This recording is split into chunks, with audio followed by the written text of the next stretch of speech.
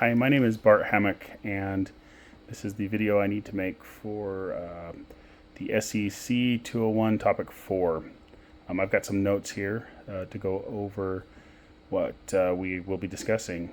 First thing that we need to focus on is what dispositions that I feel I possess that will make me a successful teacher.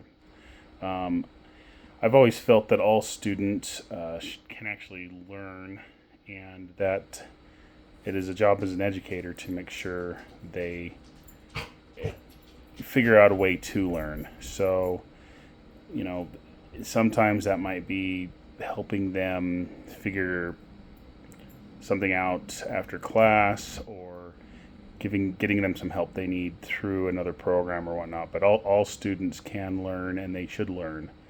I've always felt that we need to be fair and inclusive to all students. It's not up to me as a teacher or future teacher to tell a student, hey, you can't be involved in this because X, Y, or Z. If a student has something they need outside of normal learning, then we need to focus on that and make sure they can learn.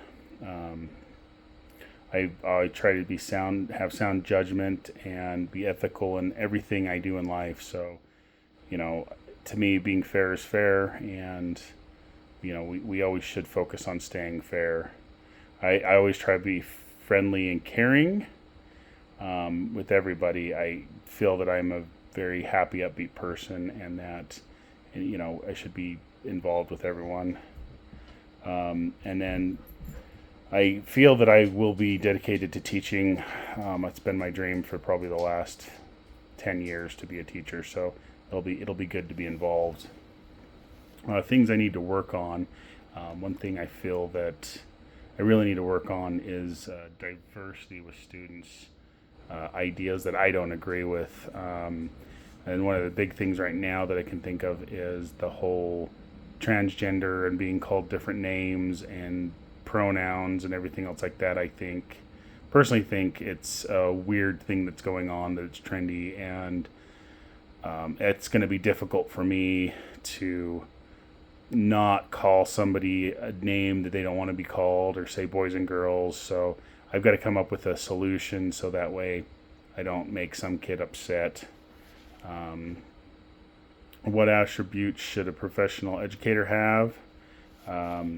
I've always, I think a good educator is going to be friendly, accepting, have a no-nonsense attitude, understanding of their students, willing to help, and to keep students involved.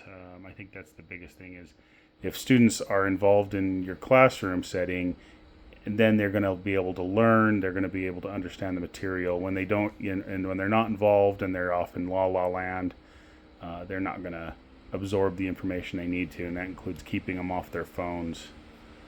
How might a teacher disposition positively or negatively influence the psychological and moral development of adolescents?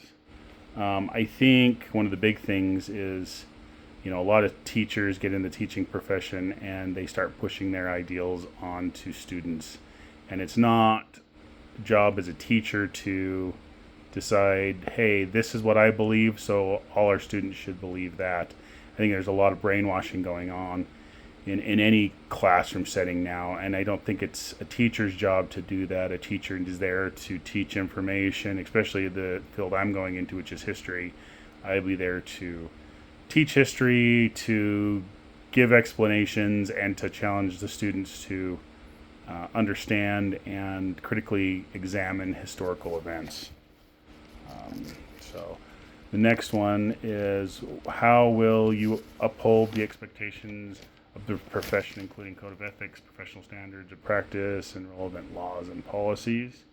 I think the biggest thing is that what the standards and the laws are, and make sure, and so that way you can be involved and not make a mistake. So if you know what's going on, then you're going to be able to focus on not stepping outside those policies and the laws.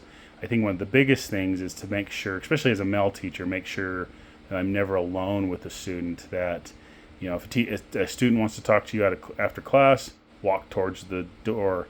Don't ever have a student stay late with you unless there's another teacher, another student there. Get a way you're not creating some weird circumstance where something might get said that you did something or whatnot.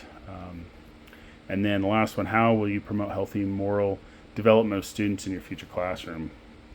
And I think personally, I want to promote the kind of a traditional learning environment with students where, students understand what's expected of them. That you're coming to my classes, you're not going to be able to be on your cell phones. You're not going to be able to just kind of goof off. There's a clear understanding that we're there to learn, and that is the most important part. And having students be engaged and asking questions and building their confidence will help them develop, promote healthy and moral development with students in the classroom. Thank you.